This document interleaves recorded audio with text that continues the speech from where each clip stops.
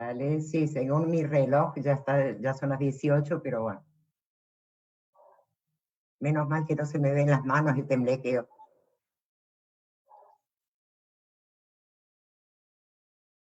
Hola, buenas tardes a todos y a todas. Muchísimas gracias por participar de este encuentro que hemos organizado desde el Colectivo de Educación Inicial de Córdoba.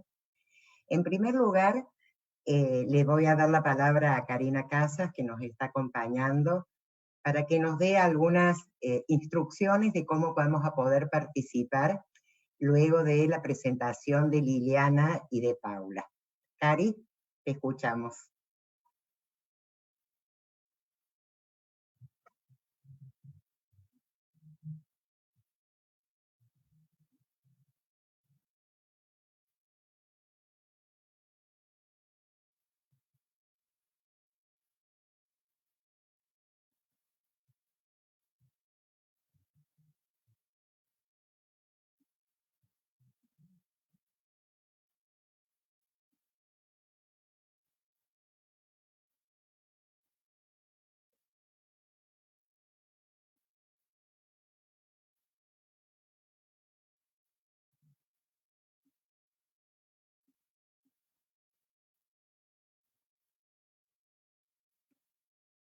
Bueno, muchísimas gracias.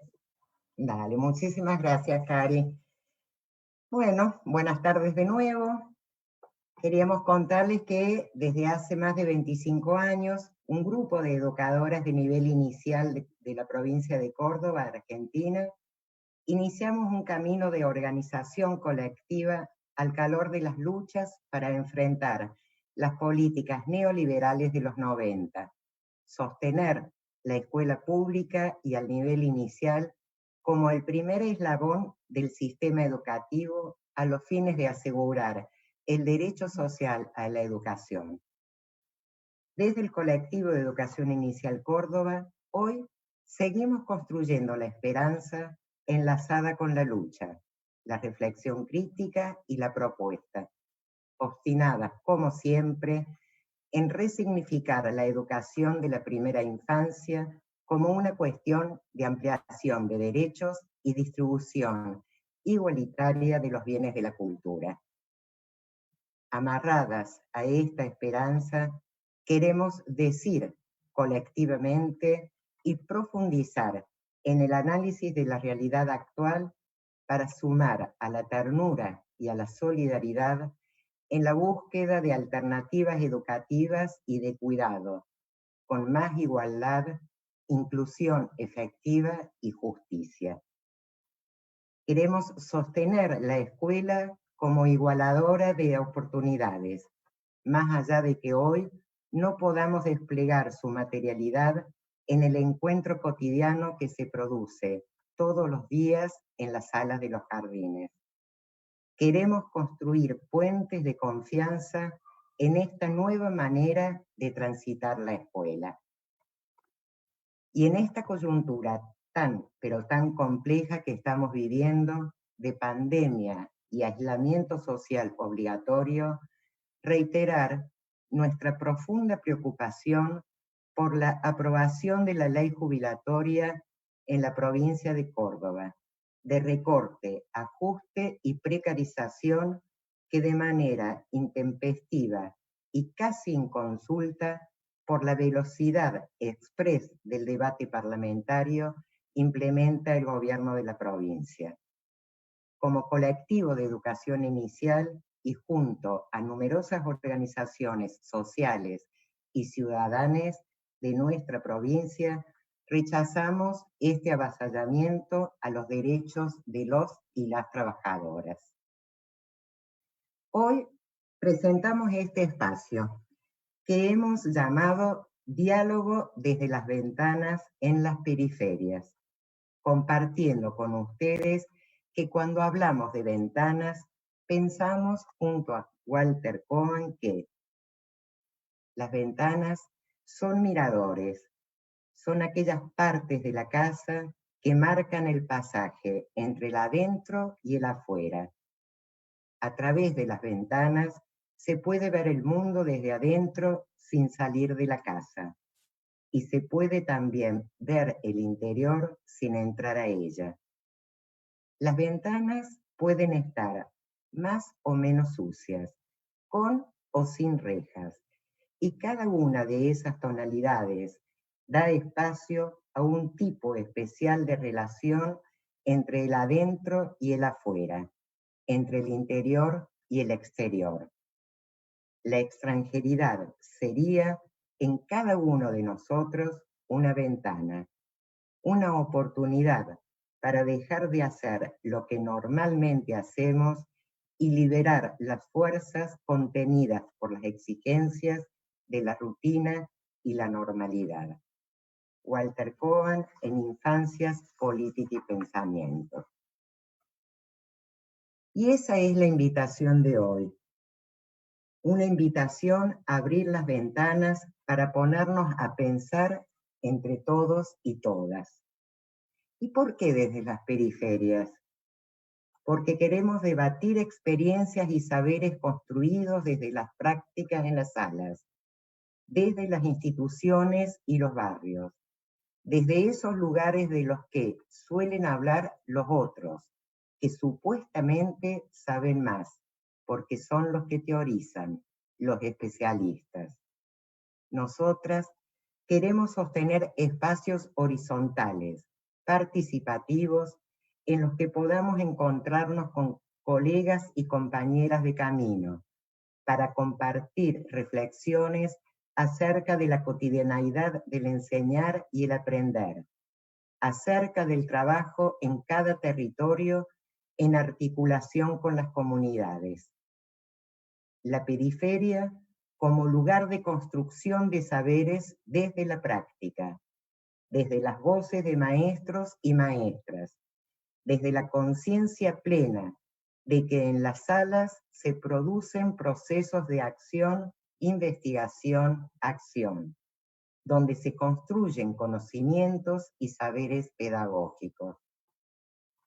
Las periferias de la educación inicial son para nosotras esos márgenes donde siempre nos hemos encontrado para dialogar enriqueciéndonos mutuamente, aprendiendo colectivamente, pensando a la par, convencidas de que educar es un hecho político, ético y poético de profunda relevancia social. No es casual que hayamos elegido esta fecha para dar inicio a un camino de encuentros que deseamos continuar. Hoy, 28 de mayo, conmemoramos el Día de los Jardines de Infantes en memoria de Rosario Vera Peñalosa, gran maestra que, entre otras y otros de iguales convicciones, promovió la profesionalización de los jardines de infantes e impulsó la educación popular. Entendemos que nuestro compromiso pedagógico es ético y político, con los y las niños y niñas y comunidad toda, para lograr la meta de albergar en nuestra sociedad a todos los niños y niñas del país con una educación de calidad que los incluya desde los comienzos como ciudadanos activos, partícipes, solidarios, protagonistas de la historia. Hoy este camino lo iniciamos de la mano de ustedes y con la querida Mónica Fernández País, quien, además de haber compartido luchas, reflexiones y proyectos, en la actualidad es la directora nacional de Educación Inicial en la Argentina. Asimismo, Mónica es la autora de, entre otros, el libro Historia y Pedagogía de la Educación Inicial en la Argentina, publicado hace un año y en el que se incluye en uno de los párrafos, en un apartado, la rebelión de los pintorcitos, una mirada de las luchas llevada a cabo por este colectivo de educación inicial de Córdoba en los 90. Gracias, Moni, por compartir con nosotros este camino y acompañarnos hoy. Te damos la palabra. Bueno, buenas tardes a todas, a todos, a todes. Primero celebrar, mandarles un profundo abrazo por este ciclo que empiezan. En un día tan especial, celebrar la amistad con el colectivo y con todo el trabajo que llevan adelante, que ya tiene varios años y que me da tanto orgullo, celebrar la lucha compartida y celebrar estos tiempos como oportunidad para revisar, para repensar, para volver, ¿no? Creo que mirar por las ventanas, que es un poco la invitación que nos hacías, Dolo, es una invitación fuerte en tiempos de pandemia. Estamos mirando a la vida muchos por las ventanas, y mirar por la ventana es una oportunidad para la reflexión, para mirar con pausa y para llenar los espacios que no tenemos en la acción cotidiana de preguntas, ¿no? Preguntas valiosas, preguntas que interpelen. Creo que la educación inicial tenemos todas hoy un desafío muy grande, que es pensar una educación inicial de una manera que hasta ahora no habíamos pensado nunca, pensar la educación de la primera infancia sin presencia, sin olores, sin contactos, sin miradas, sin voces y sin bullicios, es raro, pero lo estamos haciendo. Así que me daba mucho entusiasmo mandarles un abrazo fuerte, porque siempre es una fiesta saludarlas y compartir, porque les quiero mucho, pero también porque respeto y admiro profundamente un trabajo colectivo que no tiene, más allá de los motivos de cada lucha, más ambiciones que la de producir efectos para un mundo mejor, un mundo más justo para las compañeras y un mundo más justo para nuestros pibes, para nuestras niñas, nuestros niños. Así que les mando un profundo abrazo, celebro que estén en esta actividad, las voy a seguir como las sigo siempre, y éxitos, muchos éxitos. Me voy y hasta siempre. Nos vemos. Muchísimas gracias, Mónica. Siempre son muy bienvenidas tus palabras y tu compañía. Bueno, es un gran orgullo para nosotras y nosotros presentarles a Liliana Robledo, que hoy nos compartirá el trabajo final de la licenciatura en Ciencias de la Educación, reflexiones en torno a las infancias, familias y experiencias de lectura en bibliotecas escolares y circulantes de la educación inicial. También, sí,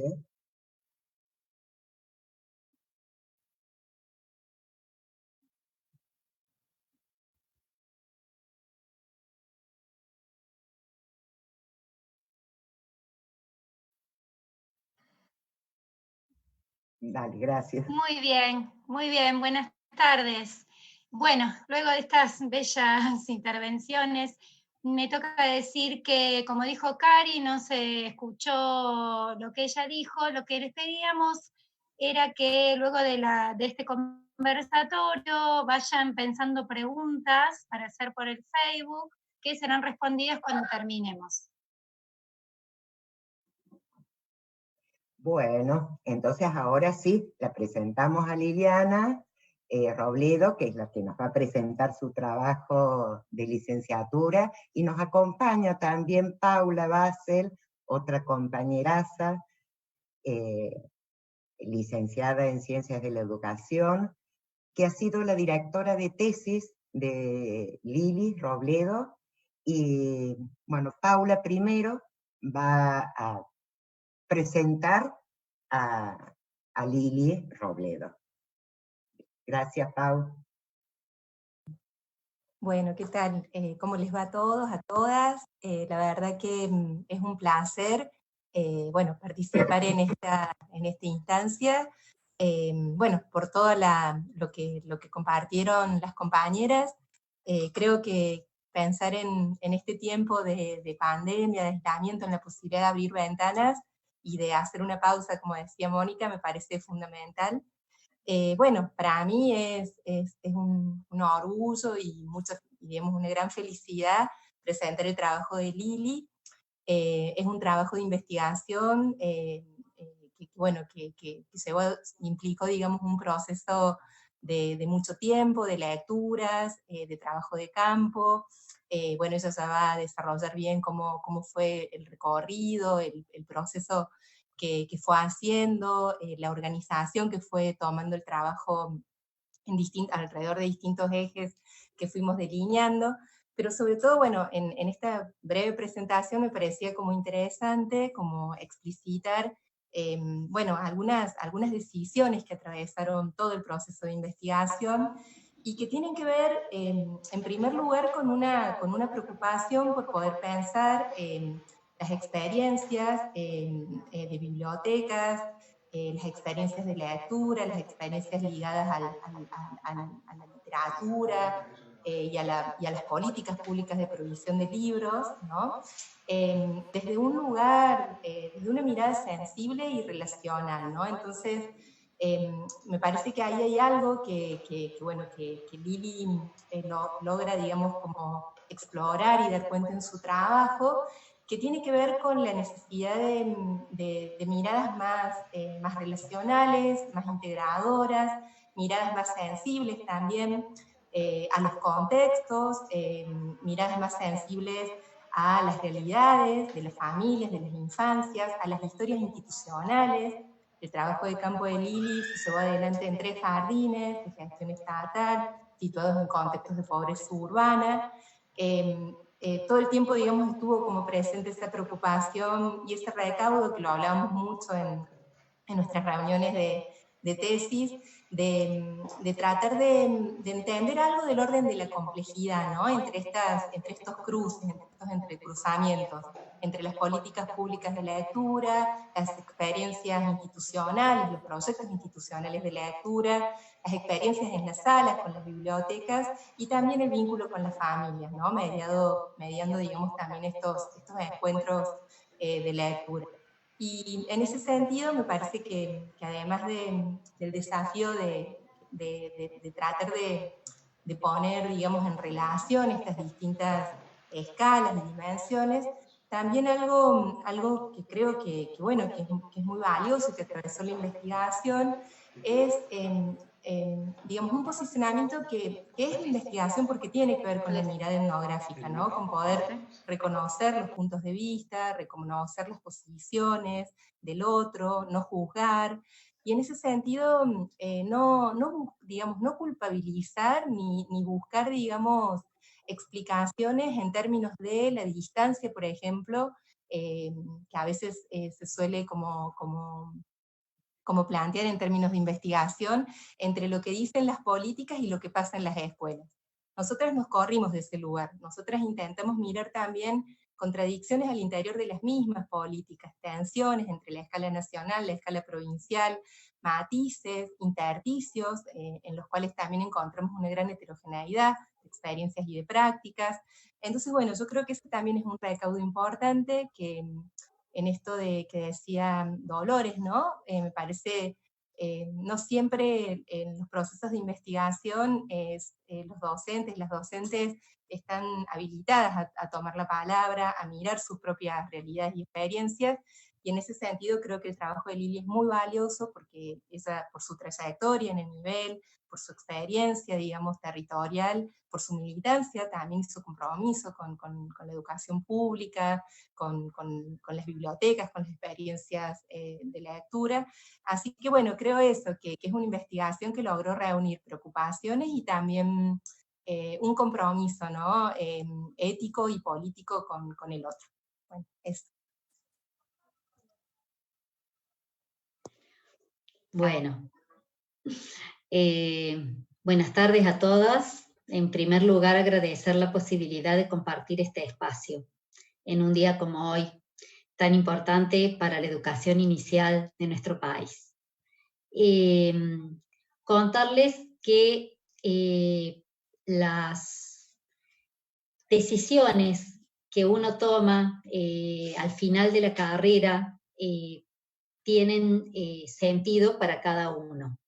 Y desde ese lugar el trabajo menciona a las infancias, a la educación inicial, a la literatura, a las bibliotecas, en un determinado contexto. Y ese es un recorte exprofeso, es un recorte que se hace teniendo en cuenta que me interesaba mirar qué pasaba en las infancias empobrecidas que asisten a este tipo de jardines de infantes a la hora de mirar la literatura, de interactuar, de hojear, de estar en contacto directo con estas experiencias. Para poder mirar eso, decidimos hacer todo un recorrido. Entonces, en primer lugar, tomamos la decisión de incluir una poesía que está en el inicio del trabajo y que es de Camilo Blajakis, porque Camilo Blajakis es un joven delincuente que está preso y que encuentra en la filosofía en primer lugar, en la literatura después y en la expresión artística a través del cine, un espacio de lucha, un espacio de construcción, un espacio de disfrute. Entonces entendemos que la historia de Camilo da cuenta de una posibilidad, de la posibilidad de empezar desde la educación inicial a convidar la literatura a nuestras niñas y a nuestros niños que asisten a los jardines de infantes. En relación a lo que, cuando nosotros decimos que es un posicionamiento ideológico, nos estamos refiriendo a que no es neutro ningún posicionamiento a la hora de realizar una investigación. ¿Por qué decimos que no es neutro? Porque uno está atravesado por su propio recorrido y por sus propias experiencias. Entonces, el trabajo tiene una serie de apartados. En primer lugar está la introducción, donde se socializan los objetivos generales y los objetivos específicos del trabajo, pero lo que fundamentalmente me interesa destacar es que lo que allí se plantea tiene que ver con los sentidos que adquieren para los niños y las niñas estas experiencias de lectura, los sentidos que ellos les asignan. Y nos parece que para llegar a ese lugar había que estudiar cuáles eran las políticas que se implementaban en este país en relación a la implementación de las bibliotecas escolares, cuáles eran el marco normativo, cuáles eran las leyes, y qué era lo que sucede adentro de las salas con todo esto, cuál es la resignificación que las maestras y los maestros pueden hacer de las leyes. En ese sentido, hablamos de una situación de pobreza urbana donde el 55,63% de las niñas y los niños no tienen acceso a la literatura por su situación socioeconómica y cultural. Eso significa que una serie de lecturas nos permitieron ir tramando lo que es la teoría con lo que es la realidad de las aulas de educación inicial en Córdoba. Me gustaría acá contarles que fueron 3 jardines, como dijo Paula, de los cuales uno tiene 8 salas, otro 6 y otro 4. Y en el trabajo de campo entramos a todas las salas, en diferentes momentos. Eso permitió poder mirar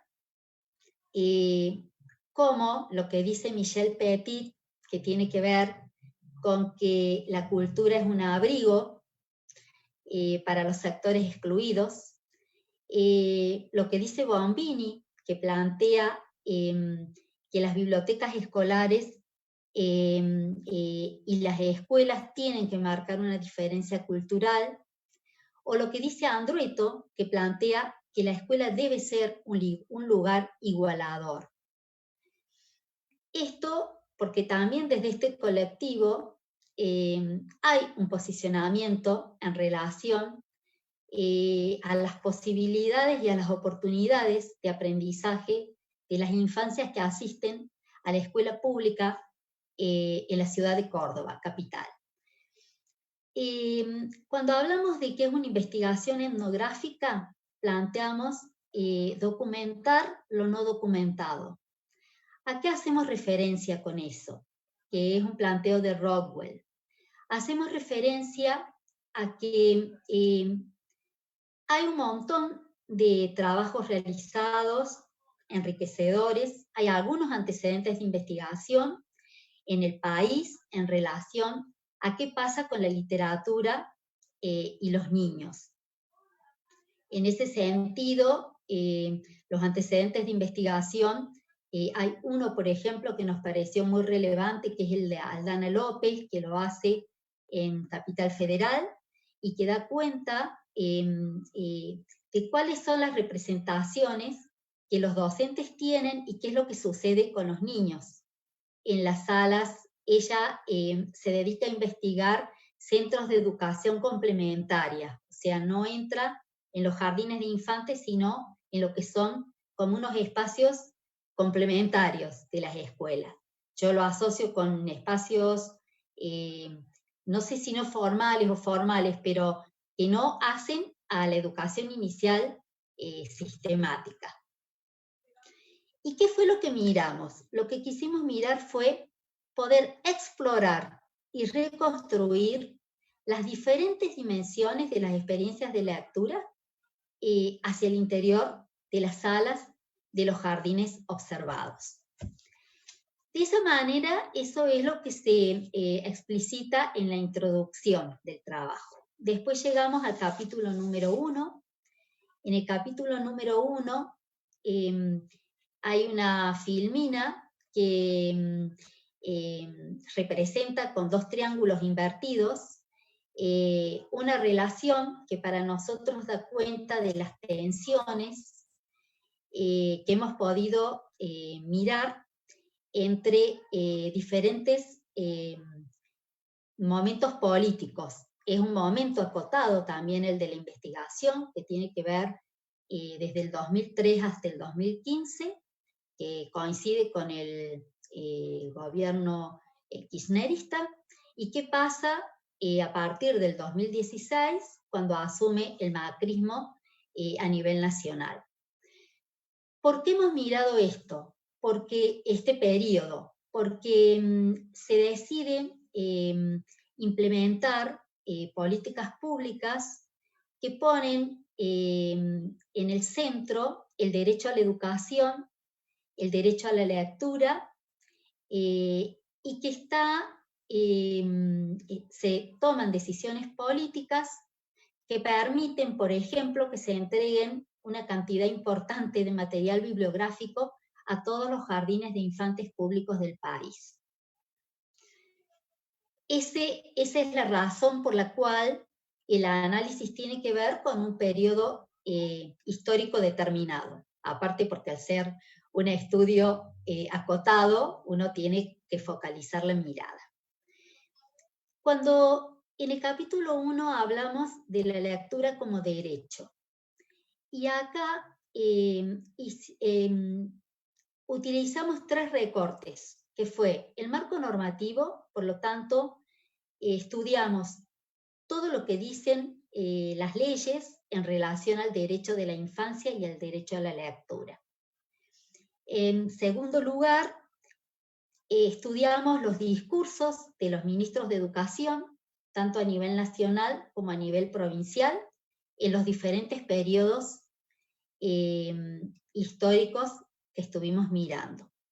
Y en tercer lugar, miramos las políticas públicas que acompañaron estas decisiones políticas y estos discursos. Acá pudimos observar cómo había algunas tensiones y algunas fricciones y algunos acuerdos. Por ejemplo, se implementa a nivel nacional el Plan Nacional de Lectura, que también se implementa en la provincia de Córdoba, obviamente.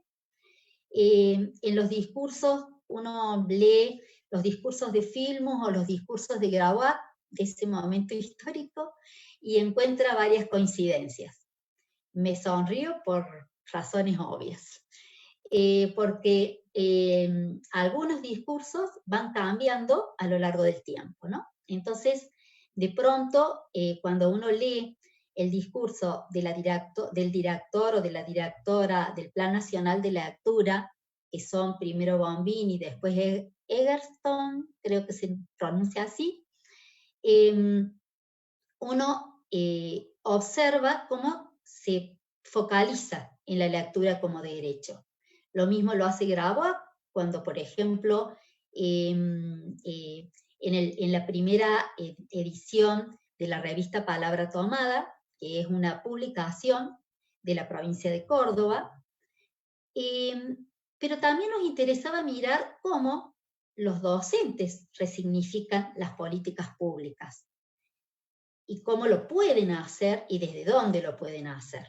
Porque una cosa son las políticas públicas, la entrega de libros, la formación docente, los discursos oficiales, el marco normativo, y otra cosa es lo que sucede hacia el interior de las escuelas con todo este material.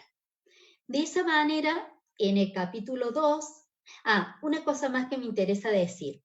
Cuando hablo de tensión, refiero a que se observa. Una cosa es ver en el centro de la escena la lectura como derecho, y otra cosa es cuando se toma la decisión política de dejar de entregar material bibliográfico porque implica gasto.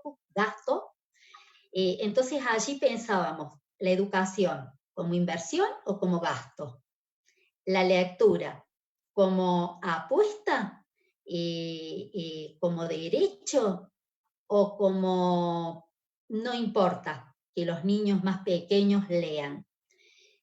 Entonces, por eso los dos triángulos invertidos, que tratan de mostrar cómo se estaría incumpliendo los derechos que todas las leyes promulgan.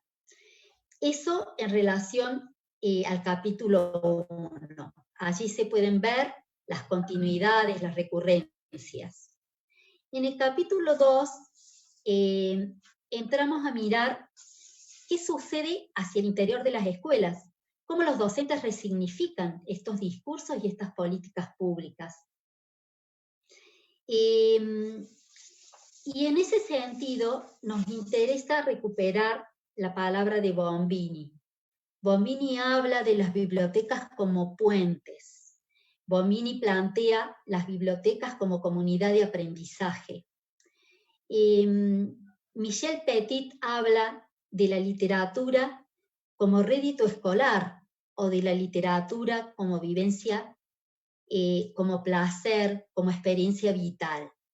Son posicionamientos diferentes que a nosotras nos parece muy importante explicitar, mostrar. ¿Adhiero a esto o adhiero a esto? ¿Estoy en este lugar o estoy en este otro? Y Rockwell plantea la lectura como práctica cultural.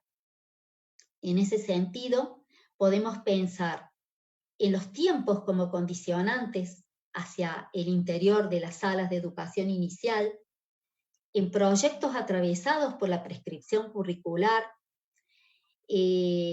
las prioridades pedagógicas y las capacidades, atravesando toda la posibilidad de la enseñanza en la provincia de Córdoba, o la lectura como derecho, la lectura por placer, la lectura permitiéndonos acrecentar nuestra experiencia cultural. En ese sentido, Graciela Montes habla de la escuela como la gran ocasión.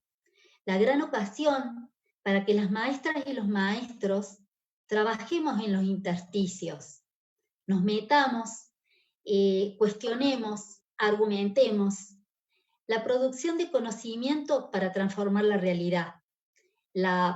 El conocimiento como herramienta de lucha, como herramienta de argumentación, como la posibilidad de que las bibliotecas sean proyectos políticos institucionales que permitan avanzar, que permitan tensionar.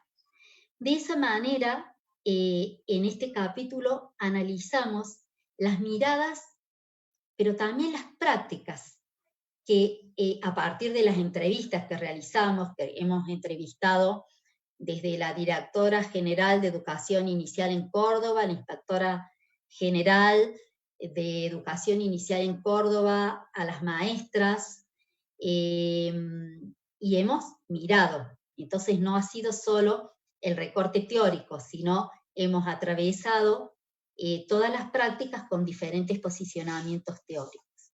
De esa manera vamos a llegar al capítulo número 3, y en el capítulo número 3 voy a tomar un poquito de agua porque si no me quedo seca. Entramos a las salas.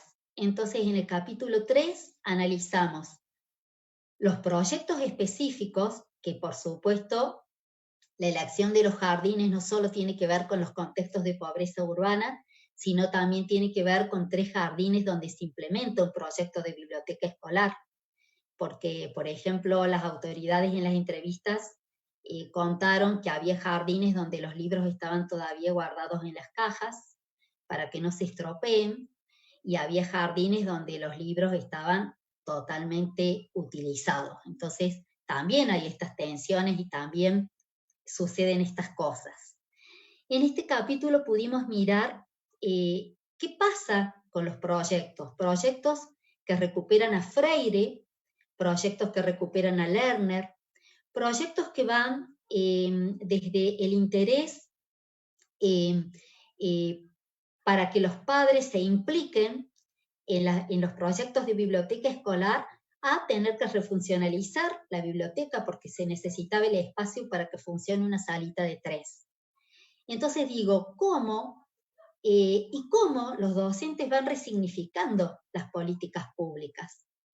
Y acá nos tomamos, por ejemplo, la palabra de Patricia Redondo, que habla de docentes deseantes o docentes sujetados. Y también habla, en relación a lo que planteaba Paula, a la que agradezco todo el acompañamiento y siempre lo voy a decir que es un trabajo de las dos. Patricia Redondo habla de docentes deseantes, de docentes que interpelan las posibilidades de trabajo concretas que tienen, porque acá es importante decir que el cargo de bibliotecario no existe ni en la educación primaria ni en el nivel inicial en la provincia de Córdoba. Entonces el maestro está sujetado a la prescripción curricular, sujetado a los 30 niños que hay en la sala de 5 o a los 25 que hay en las salas de 4, a la problemática social que irrumpe, a los nenes que llegan en los jardines de infantes de Córdoba a las salas de 3 años sin saber hablar, sin saber ir al baño solitos, sin lavarse las manos. Entonces la maestra tiene que estar entre enseñar a este nene una serie de cosas y también convidar literatura. Entonces, cuando nosotras decimos que miramos la complejidad, nos estamos refiriendo a que los maestros tienen posibilidades de conocer la biblioteca que hay en la escuela. Hay posibilidad de que conozcan las políticas públicas. ¿Pueden resignificar las políticas públicas? ¿En qué momentos? ¿En qué tiempos? ¿Cómo? Hay espacios cuando las docentes de educación inicial tienen que enseñar matemáticas, ciencias sociales, ciencias naturales, lenguaje. Hay tiempos, y así todo hay tiempos. Hay tiempos. Hemos podido mirar una cantidad de estrategias que utilizan, y en ese sentido les quería compartir cómo, por ejemplo, una directora nos cuenta en uno de los jardines que en el primer momento los nenes no se interesan porque no tienen acceso. Petit dice que el libro es un objeto raro para los pobres, es un objeto al que no acceden.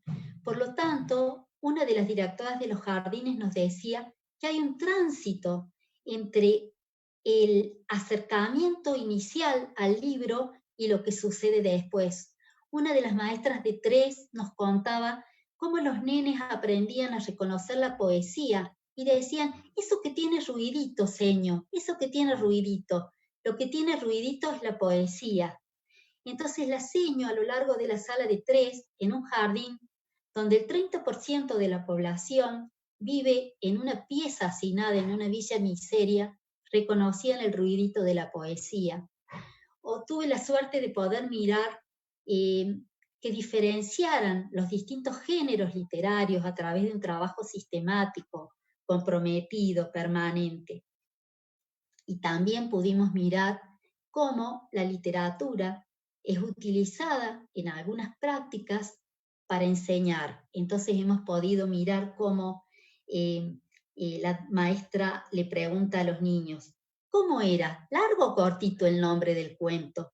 ¿Y esta parte cómo se llama? Y los nenes, tapa, contratapa, lomo. Bueno, porque los maestros también tienen que enseñar una serie de cosas. Entonces hemos mirado nenes tirados en el piso, disfrutando, visitando bibliotecas, maratones de lectura, madres, y hemos visto también estas otras cuestiones. En una de las salas, una de las señas decía, ¿hoy qué saqué? Y los chicos le contestaban, los libros de Pepa. ¿Acá hay cuentos? No, ahí no hay cuentos. Allí lo que hay son libros para investigar. Entonces esto da cuenta de distintas intervenciones, o una maestra que decía, vamos a ver qué nos trae María hoy, qué historia nos trajo de la casa, porque utilizaba una muñeca que acompañaba al libro que iba a la casa en la biblioteca circulante, y los padres iban inventando historias, y de esta manera también validar las voces de las familias. En ese sentido, nos interesaba pensar esto de lo que hablaba Petit a lo que hice mención en el capítulo 2, la literatura como rédito escolar o la literatura placentera. Bombini habla de diferentes conceptos de alfabetización y habla de la alfabetización como concepto restringido o como concepto amplio. Y allí alude a todo lo que se puede trabajar a través de la literatura. En ese sentido hay una serie de recorridos realizados donde, por ejemplo, Bombini cuenta de una experiencia en el norte del país, donde una valija viajera va a la casa de los niños y lo que pasa en las casas de los niños con la literatura. Y de esta manera vamos llegando al capítulo 4 del trabajo. No sé cómo estoy con los tiempos. En el capítulo 4 planteamos qué pasa con las familias, qué pasa con los libros cuando salen del jardín y llegan a las casas. Nos tocó mirar, por ejemplo, cómo en la puerta del jardín los nenes sacan los libros de las bolsitas y las madres les dicen, pará, ya vamos a llegar, ya los vamos a leer en casa.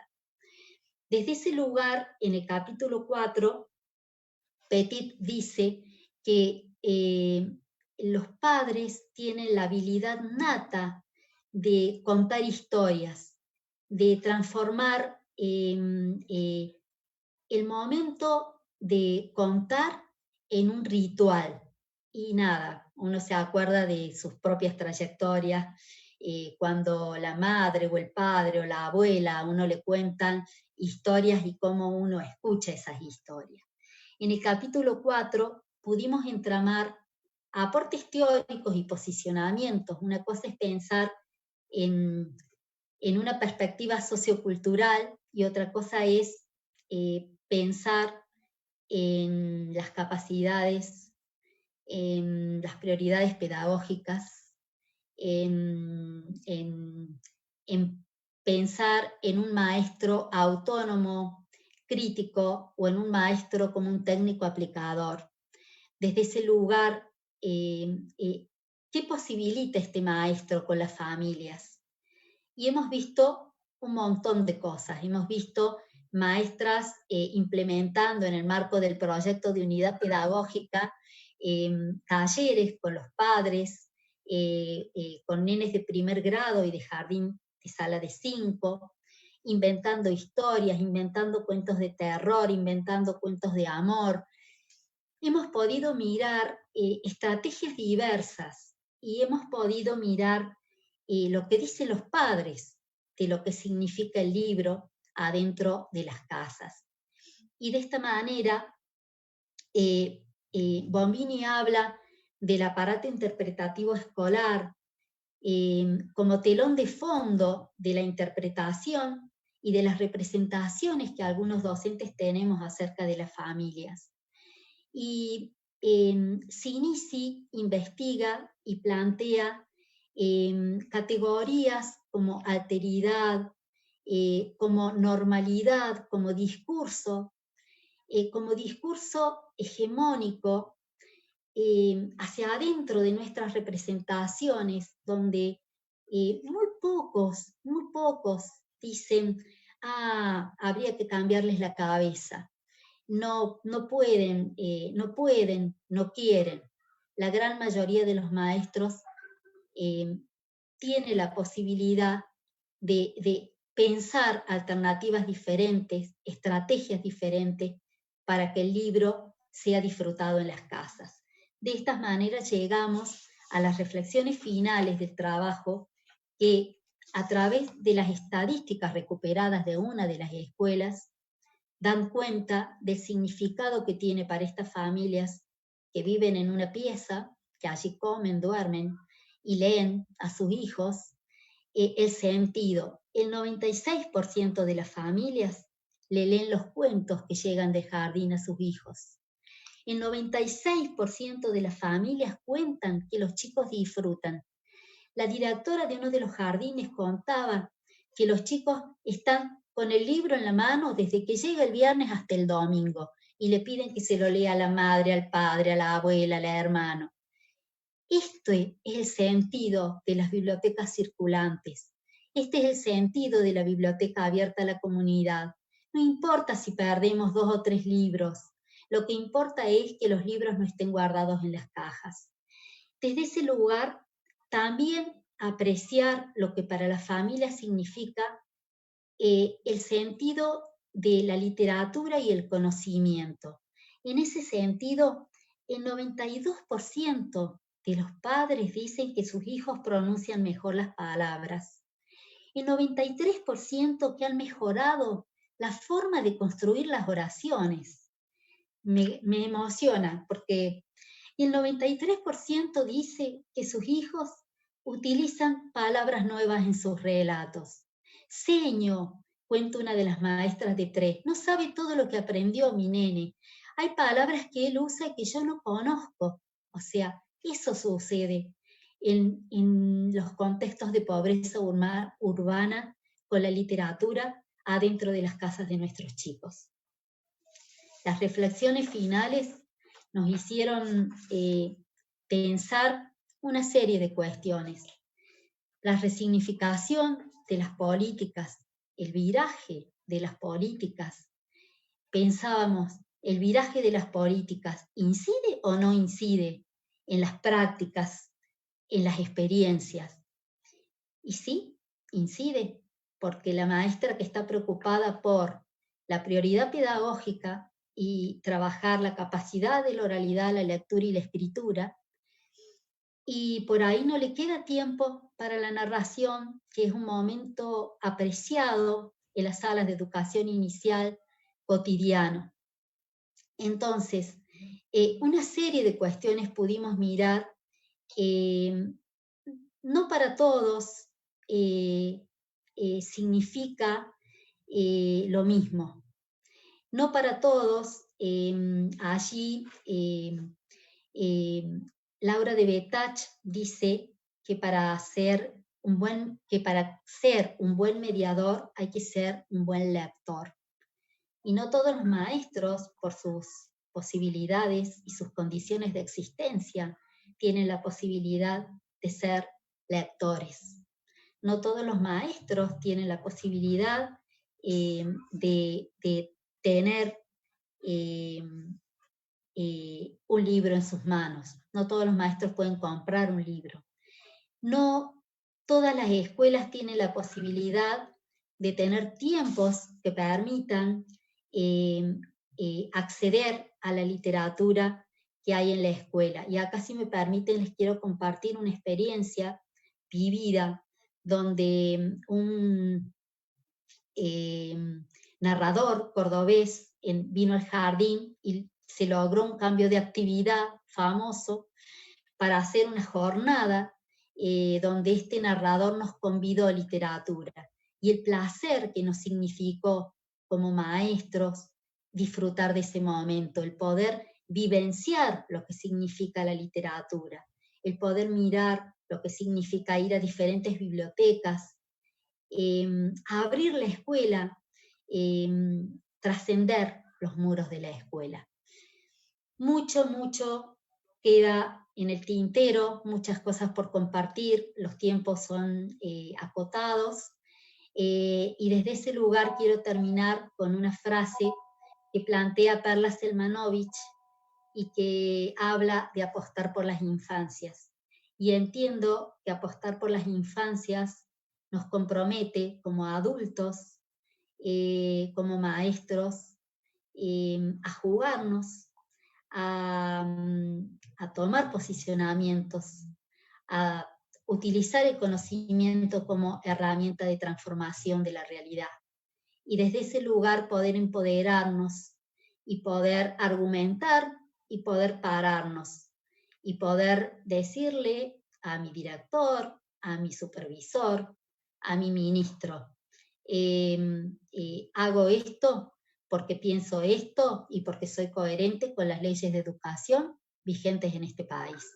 Entonces, si conocemos el marco normativo, sabemos todo lo que podemos y seguramente podemos. Así que mil gracias por este espacio, compañeras de lucha. Bueno, muchas gracias, Liliana, por haber presentado tu trabajo. Yo soy María Luz Maistegui. Tuve el placer de ser invitada a escuchar cuando rendiste la tesis en la universidad de manera virtual, lo cual también fue toda una novedad. Y bueno, en ese momento me resultó muy interesante el planteo de todo tu trabajo. Además me hizo rememorar, ¿no es cierto?, la vida que yo tuve como maestra, ¿no es cierto?, cuando estuve en el Jardín de Infantes como maestra y también como directora, y también llevando adelante un proyecto de biblioteca, que este año cumple 30 años. Bueno, después de haber escuchado también tu trabajo con las compañeras del colectivo, también nos quedaron, seguimos las reflexiones, y tenemos algunas preguntas que nos fueron surgiendo, y también sé que hay preguntas que tal vez se puedan, que salgan, ¿no es cierto?, del Facebook, que en este momento están escuchando otras compañeras. Bueno, una de las preguntas que tenemos se refiere a estas continuidades y rupturas que vos planteás en el trabajo entre las políticas públicas y nacionales y provinciales Y entonces nos preguntamos cuáles serían esas tensiones que se dieron y de qué manera esas tensiones tuvieron algún impacto en las experiencias de cada uno de los jardines que vos estuviste observando, ¿no es cierto? Y trabajando. Bueno, esa sería, digamos, la primera pregunta que tenemos. Las continuidades tienen que ver con discursos similares, los virajes tienen que ver con que no es lo mismo lo que dice el ministro de Educación de Córdoba, Grabois, en el 2014 y en el 2018. Hay un viraje en el discurso. Los virajes tienen que ver con que una cosa es invertir y tener financiamiento. El Plan Nacional de Lectura comienza en el año 2003 y en el año 2016 está allí en el informe, en la tesis, una variación donde se decide desfinanciar el Plan Nacional de Lectura. Entonces se le quita financiamiento al Plan Nacional de Lectura. Se dejan de entregar libros a los jardines de infantes, entonces en todas las entrevistas realizadas, las docentes de educación inicial hablan de los libros entregados durante ese periodo de gobierno, que al dejarse de entregar, Kalman habla de disponibilidad y accesibilidad. Una cosa es tener libros y otra cosa es no tenerlos. Todas nosotras, las que hemos estado y las que estamos, o las que están, las chicas más jóvenes en los jardines, no sé si las cajas de 4, de 5, las colecciones, los libros de los pintores, o sea, por ejemplo, llegaron a todos los jardines libros con pinturas que nadie tiene acceso, obras de arte. Entonces, ¿y cómo se ve eso en las prácticas? Hacia adentro de las salas hemos visto libros desparramados en las alfombras y hemos visto docentes interesados en poner eso a disposición de las nenas y los nenes, y también hemos visto bibliotecas muy ordenaditas. Entonces digo, a la hora, y una cosa que no planteé con el tema de las políticas públicas, Paula Basel habla de que no solo importan las decisiones pedagógicas que se toman a la hora de pensar en las políticas públicas, sino que también interesan otras decisiones que tienen que ver con el formato duro, con el disco duro. Por eso yo hablaba que una maestra que está con 30 niños y con las situaciones sociales que explotan en los jardines de infantes, no tiene por ahí posibilidades de estar convidando literatura. Entonces utilizan otras estrategias, invitan a las madres, participan en las maratones, ponen, por ejemplo, a la hora de entregar los libros, los días viernes, que en general se hace de esa manera, en uno de los jardines hay una madre bibliotecaria que se compromete, que pone su tiempo, que viene los viernes a la escuela y viene los lunes. Bueno, una cosa es un maestro autónomo, un maestro que tenga la posibilidad de ser crítico. En esa época también nos llegó a todos los maestros, no sé si se acuerdan, en un día del maestro un libro que traía una serie de relatos que nos llegó a cada maestro como regalo. Eso fue una política pública. De ahí a que el maestro sea un mero aplicador de las decisiones de otro, en la época del macrismo, a nivel nacional, se decide para la educación inicial que se implemente en todo el país 3 días en todo un año, y se prescribe con mucha, así, bien, como un instructivo, se prescribe tipo instructivo, qué había que hacer desde el inicio al final de la jornada. Entonces allí también es viraje en la política pública, porque el docente deja de tener autonomía, deja de tener libertad. Entonces, si un docente lo único que va a hacer es obedecer, ¿qué posibilidades tiene? A eso nos referíamos con el viraje de la... No sé si María Luz alcanzó a responder. Te estoy escuchando y me haces acordar un poco a la historia que tiene que ver con la lectura dentro del sistema desde que yo ingreso, por ejemplo. Voy a hablar desde lo personal porque es la experiencia que tengo y a la vez la he compartido con muchos de ustedes. En los años 90, cuando empezamos a trabajar este tema de la lectura y de la importancia de la lectura, tenía que ver también con la apertura de la democracia y el derecho al acceso del conocimiento, ¿no es cierto? Y también el trabajar la lectura desde la más temprana edad, tenía que ver con la posibilidad de otorgar la palabra al otro, de brindarle la palabra para que pueda desarrollarse y crecer como un ciudadano o una ciudadana, ¿no es cierto? Y esos fueron, digamos, los grandes argumentos que nosotros tuvimos. Y nosotros empezamos también con la idea de desarrollar un hábito de la lectura, pero luego ese hábito de la lectura se transformó en un gusto por la lectura, que tenía que ir acompañado también por el derecho a la lectura. Porque si un ciudadano tiene el derecho a la lectura, ¿no es cierto?, va a tener la posibilidad después, el día de mañana, de expresarse y de decir su pensamiento. Claramente nosotros empezamos este trabajo, muchas maestras jardineras en los años 90, sin el material bibliográfico, sin los materiales en la escuela. Y siempre era nuestro reclamo, el material didáctico y el material de lectura.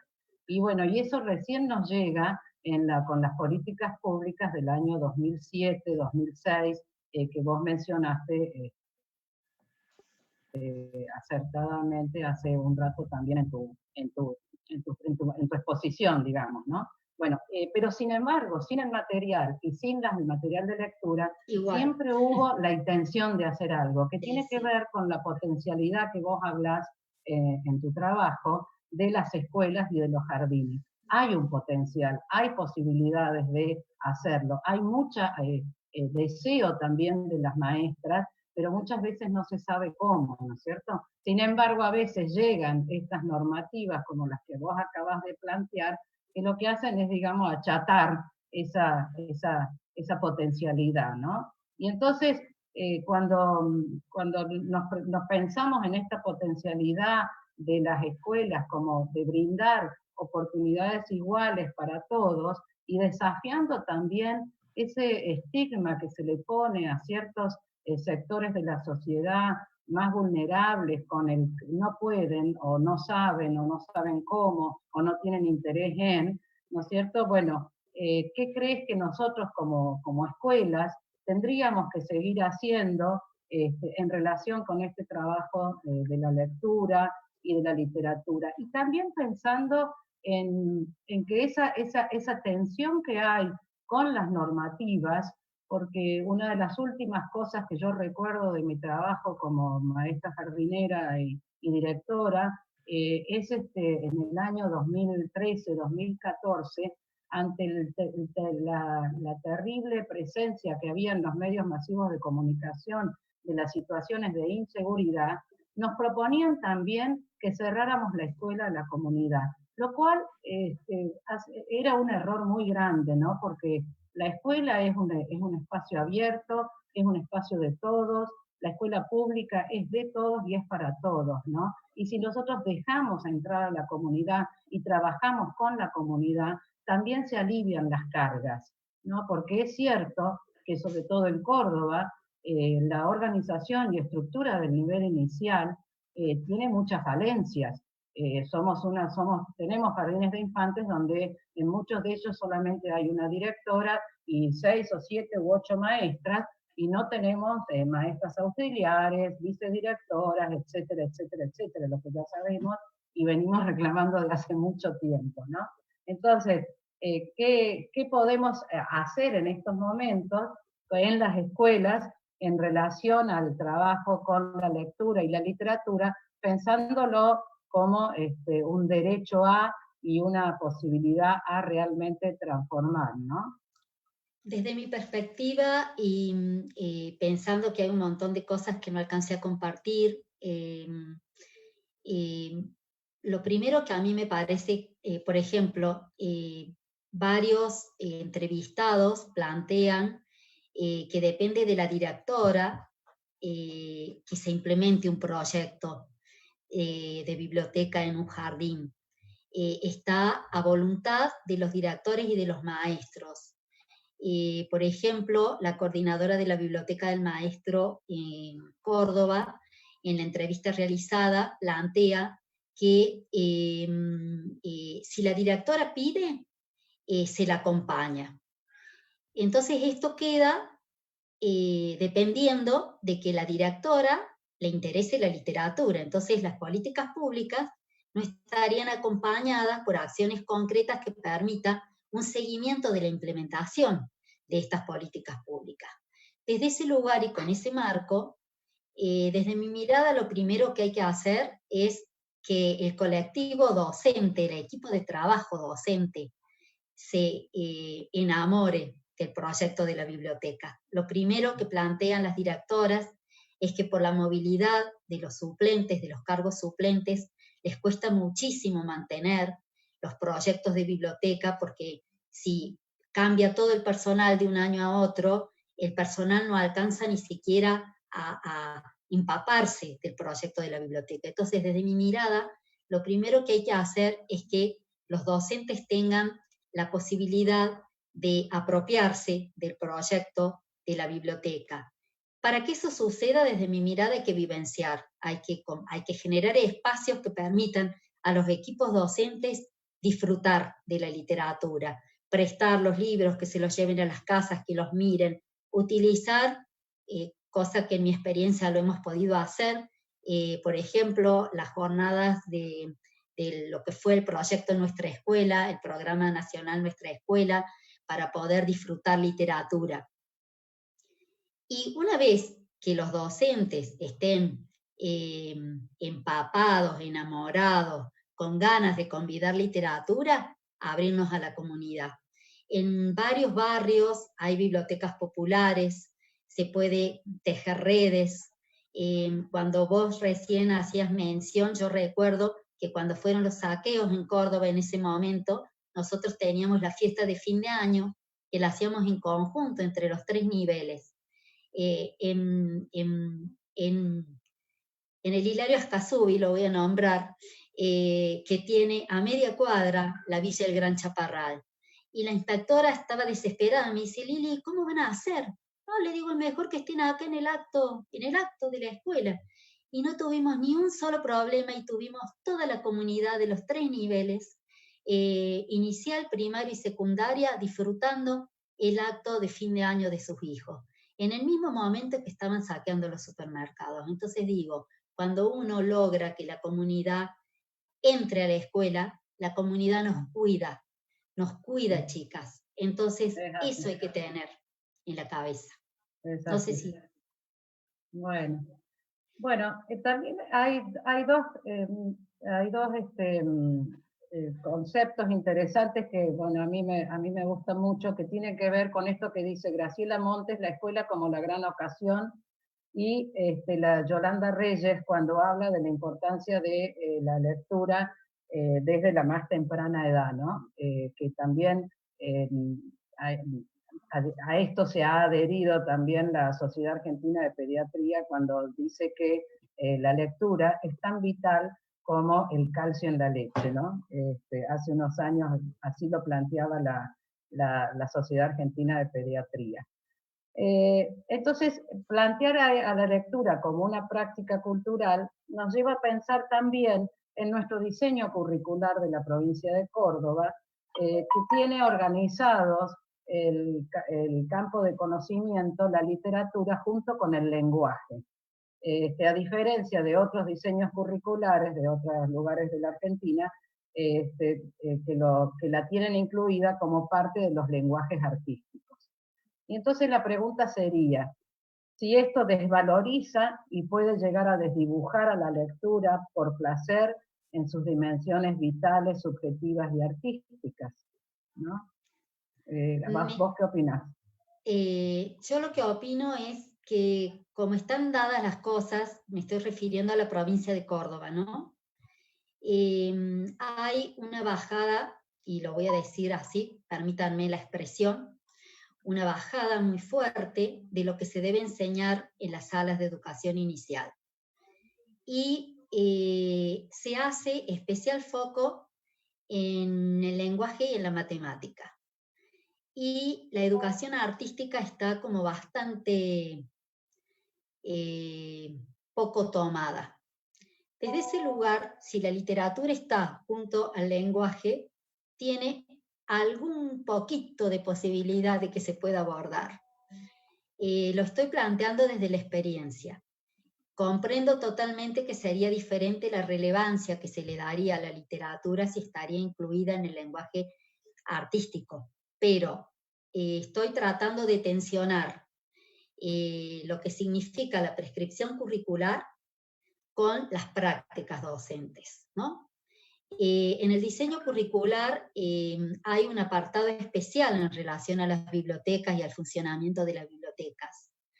Y si todos los maestros tuvieran la posibilidad, a pesar de que el diseño curricular lleva un montón de años de implementación, me ha tocado en diferentes experiencias saber que hay docentes que todavía no lo están trabajando. Entonces digo, me parece que ahí hay que tensionar y que hay que como pensar en la heterogeneidad hacia adentro de la escuela.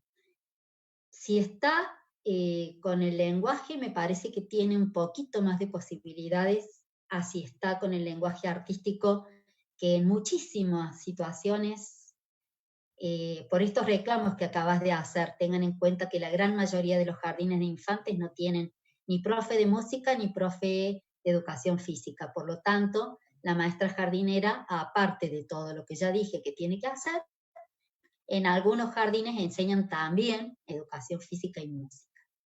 Esa es mi mirada. Bueno, mira, ahora tenemos a nuestra compañera Luciana, que ha estado siguiendo el Facebook, ¿no? Y ella es la que va a recoger algunas de las preguntas que nos han ido haciendo. Así que bueno, gracias Liliana. Así es, muchas gracias Lili, muy interesante este diálogo desde las ventanas. Y antes de hacer algunas preguntas muy interesantes, por cierto, que están haciendo por Facebook, leer 2 breves comentarios.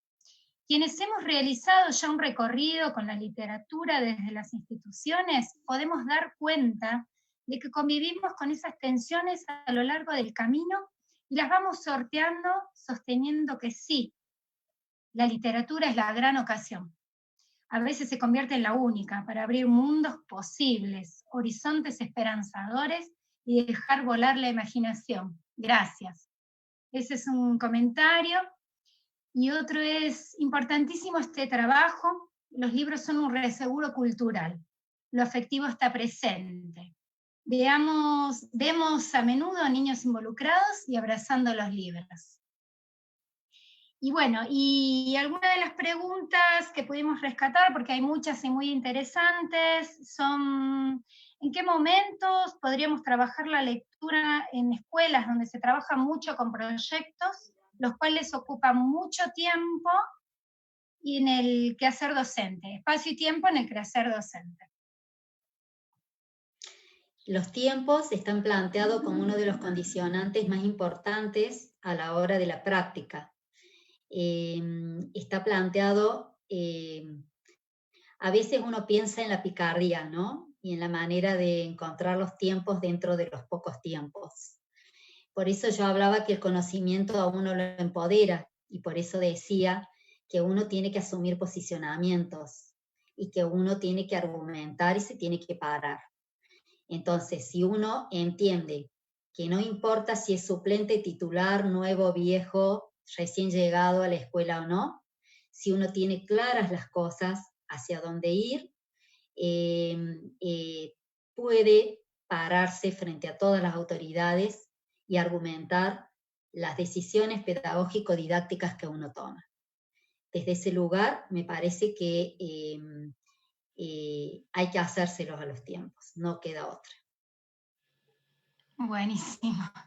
Otra de las preguntas, que en realidad es una pregunta en muchas, en el trabajo de campo, ¿todas las docentes resignificaron la lectura? ¿Qué pasa con los docentes que no leen? ¿Qué pasa cuando las bibliotecas se descuidan? ¿Cómo atiende allí la política pública? ¿Qué pasa con la capacitación docente?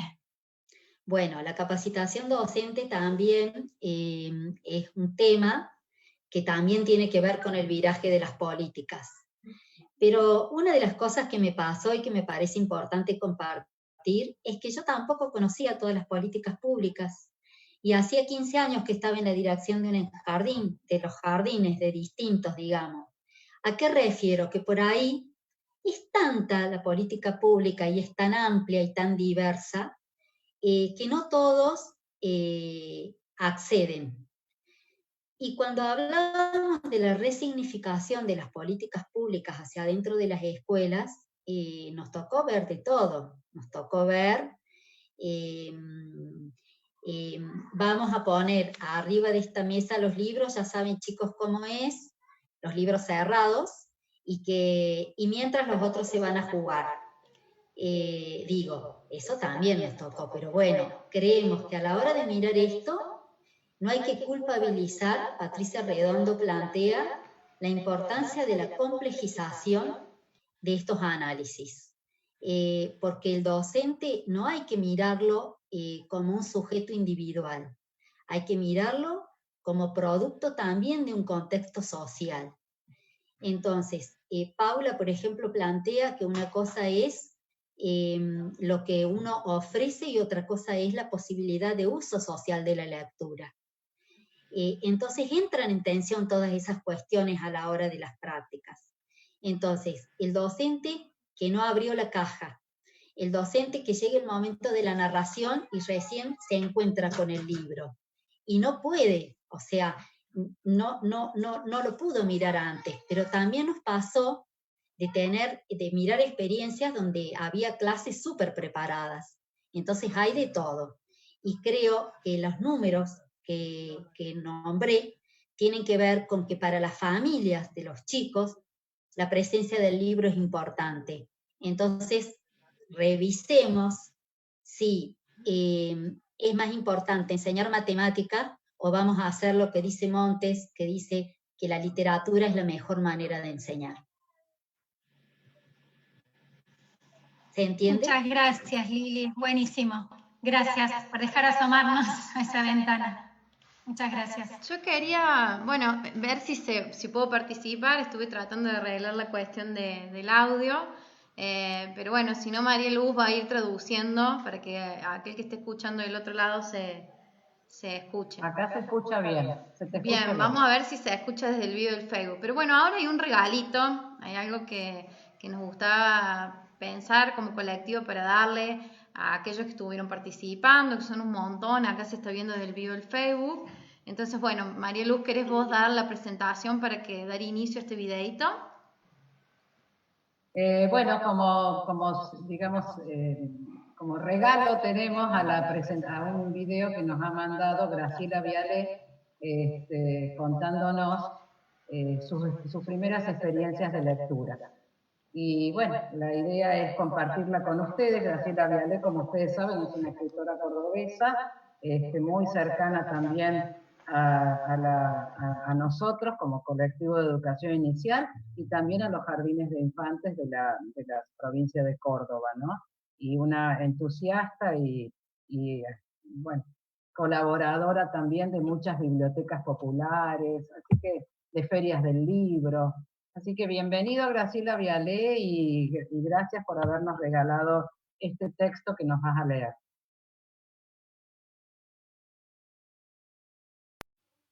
Hola, un saludo muy especial este 28 de mayo para todos los jardines de infantes, ese nivel inicial esencial.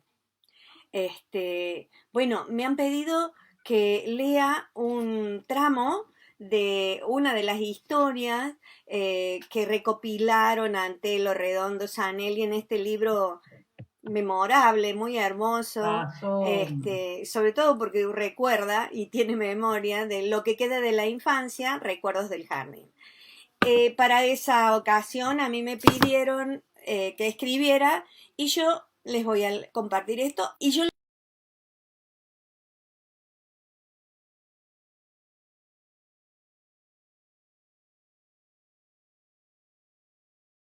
fui alumna regular de ningún jardín de infantes.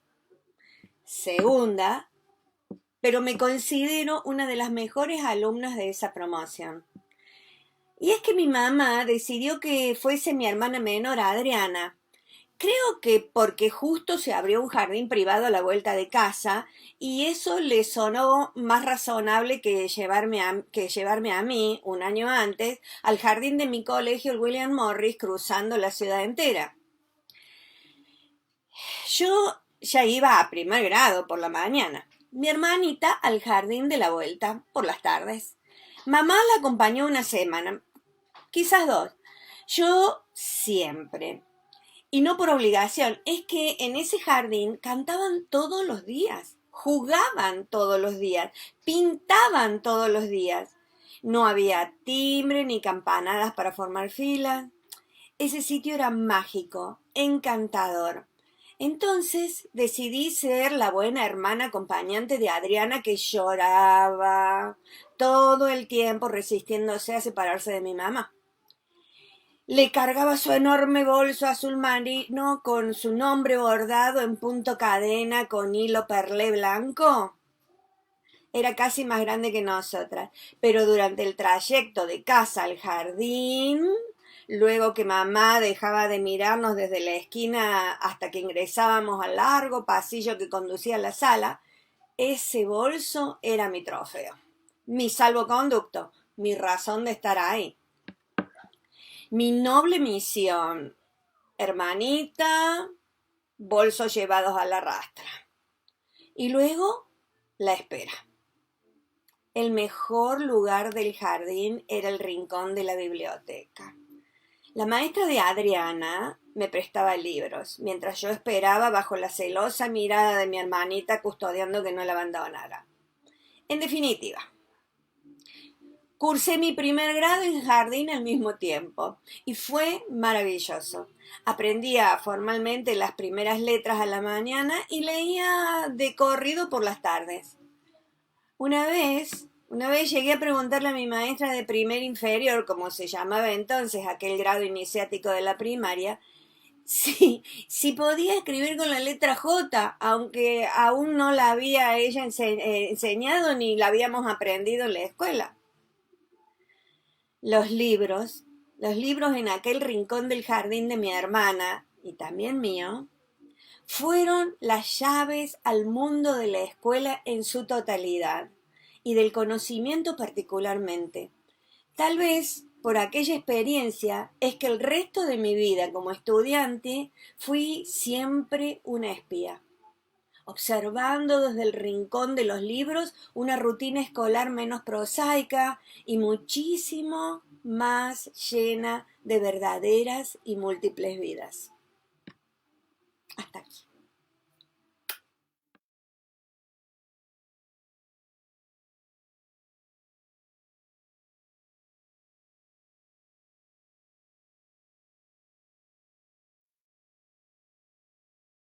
Bueno, y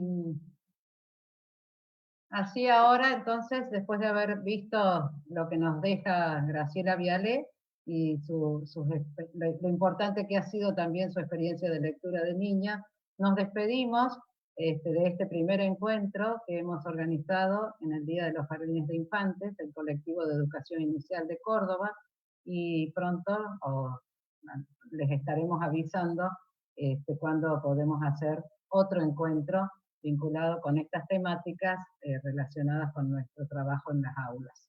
¿No? Muchas gracias. Muchas gracias a todas y todos por estar y participar. Gracias, Muchas Paula. Gracias, un placer. Muchas gracias, chicas. A todos. Muchas gracias. A todos. Muy hermoso.